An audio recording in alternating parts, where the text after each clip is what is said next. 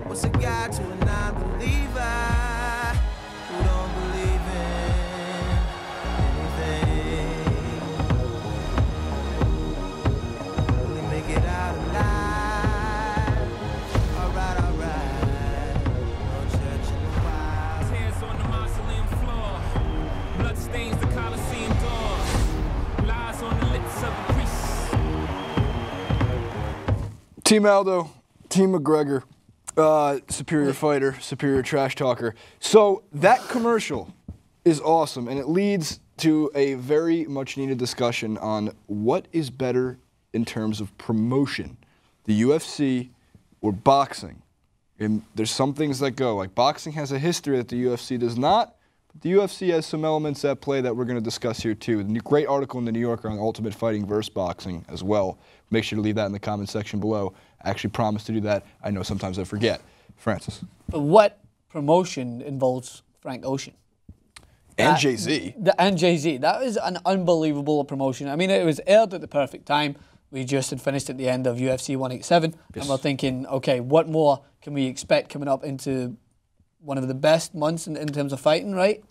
It's going to be July. It's going to be the fight that I came out and said from the very start I was more excited to see this fight than I was to see Mayweather-Pacquiao. I was interested in seeing Maypac because we know of it being the fight of the century.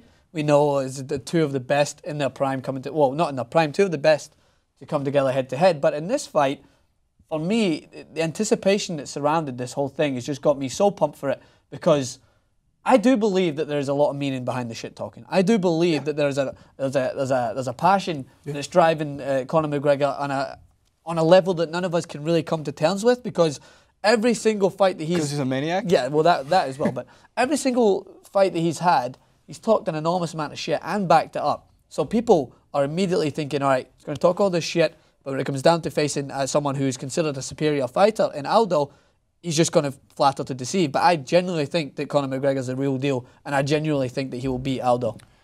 So let's go back in history real quick, because 50 years ago this week, I believe it was, today is May 27th, I think it was May 25th, Muhammad Ali knocks out Sonny Liston with what literally voted the most iconic photograph of the 20th century in the first round, first minute. I find with this fight, the McGregor versus Aldo fight, is similarities to that Muhammad Ali versus any person he ever fought. In the way that Muhammad Ali would trash talk, but he'd back it up. Some of his famous quotes, it's not bragging if you can do it. Yeah. And Conor McGregor truly hasn't had a challenger, actually he's technically the challenger in this situation, but he hasn't had a fight where his trash talking could be a major issue and end of him, or it could be the sole reason that if he can beat Jose Aldo, he gets trampolined into the biggest UFC spotlight that the sport, I think, has ever seen. Yeah. Because Aldo is a superior fighter. And a lot of people think Aldo is going to kick the shit out of McGregor.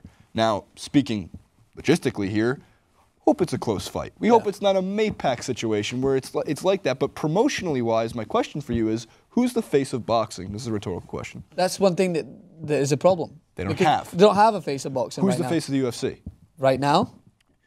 Dana White. Dana, all right, so I'm trying to figure out what you mean. I'm trying to think out if you mean in terms of fight or in terms of promotion. Oh, no, okay. I'm sorry. In terms of promotion, they have the organization. That's what I mean by Dana White. And Dana White puts himself in the spotlight. You always see him interacting with the TMZ guys, so he's always in headlines somewhere around there. He's always going on press conference tours. He's always there for when any kind of fighter slips up. John Jones with the cocaine, he made his immediate press conference afterwards to make these steps to organize the sport.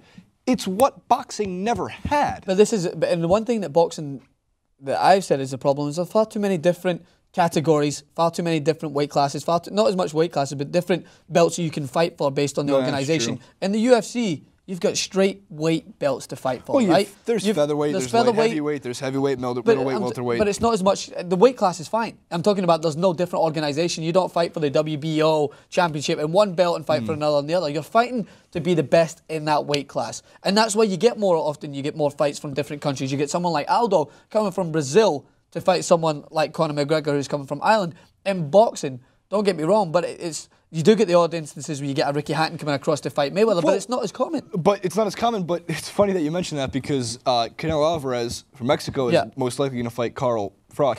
I would love that. From England, which is a great fight. But the promotion, you're not going to see them walking down the only empty streets of Las Vegas I've ever seen in my life. I wonder how they cornered that off. I wonder how they do that. How did you do that? It's amazing. Here's the thing. Boxing, as a boxing fan and always understanding what they call it, the sweet science, as a chess match, I've always liked it, again, slightly more than UFC. Because UFC is just slightly more barbaric. I mean, like me, I've grown up watching boxing. Like I've grown up watching UK boxing, and I appreciate the strategy that goes into it. That's why at the end of the Mayweather fight, as much as, I would have loved to see no holds barred, just swinging at each other, I knew for a fact it was never going to happen. However, in this fight, the reason why I'm looking forward to it so much as maybe a neutral fan of the UFC is because, for me, it's a win-win. Because someone's going down hard. Someone's going down. If it's happened to be a close fight, that's not McGregor's style either, because he's going to go in there to make sure that he leaves his mark on the fight, whether he goes down fighting, whether he goes down.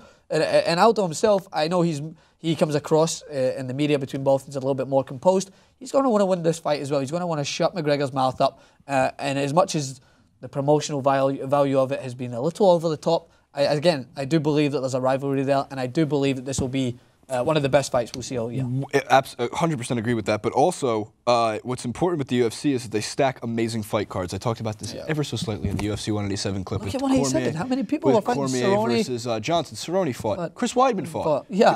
How many times would you expect to have Chris Weidman sitting as an undercard in a fight? You know what I never understood, and of course, I don't think anybody understands because any boxing fan will want this, is like, okay, Mayweather versus Pacquiao is your fight of the century. Have Canelo Alvarez versus James Kirkland on that same fight card. Have Timothy Bradley versus Jesse Vargas on that same fight card.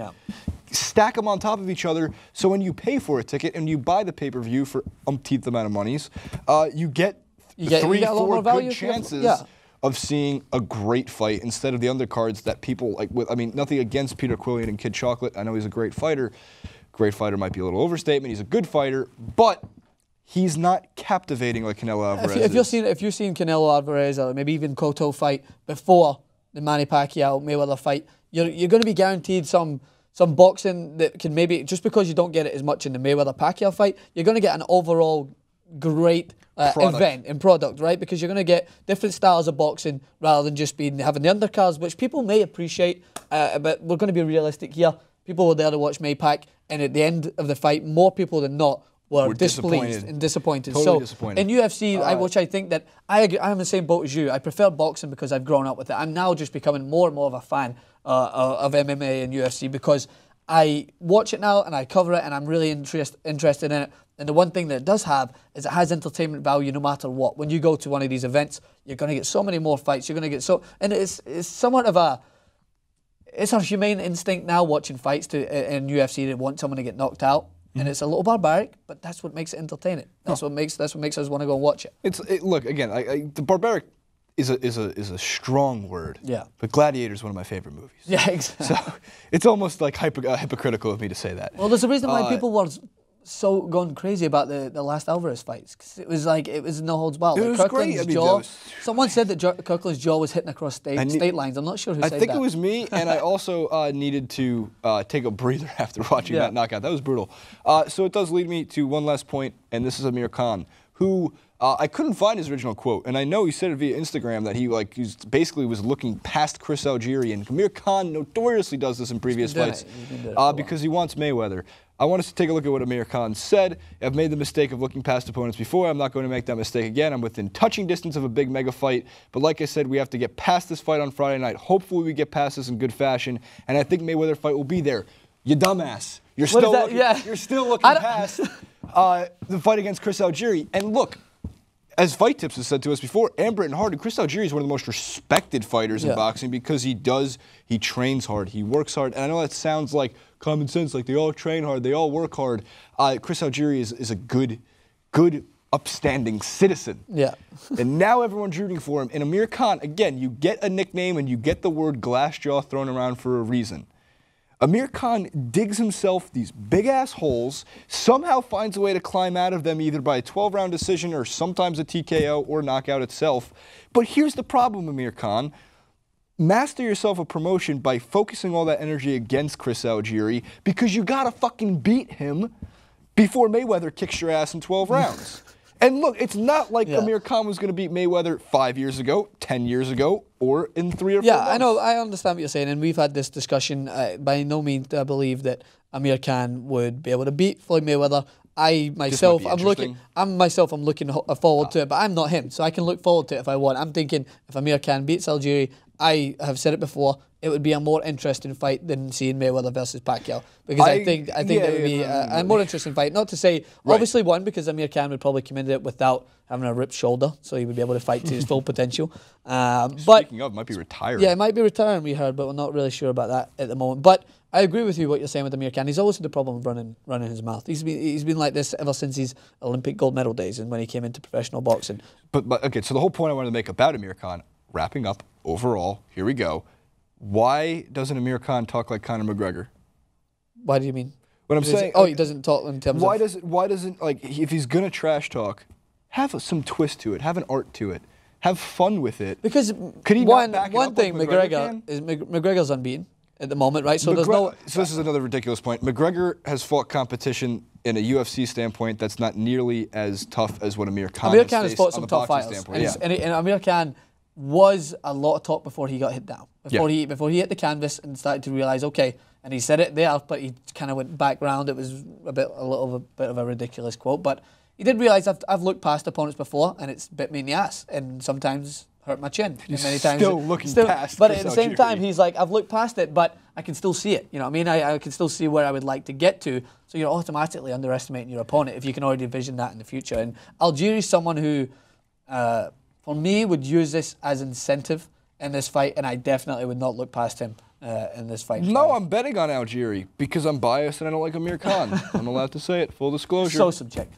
So subjective. All right. Leave your thoughts in the comments section below. What is better promotion, the UFC or boxing? Who do you think wins on Friday night, Amir Khan or Chris Algieri? Leave your thoughts in the comment section below. Leave your thoughts in the comment section below. If you want to leave your thoughts in the comment section below and subscribe to The Pen.